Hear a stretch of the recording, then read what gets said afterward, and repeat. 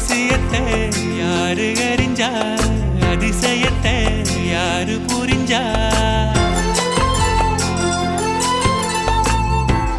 வெதக்கிற கைதானே மலர் பறிக்குது தினந்தோறும். மலர் தொடுக்க நாறு எடுத்து யார் தொடுத்தா மாலையாச்சு.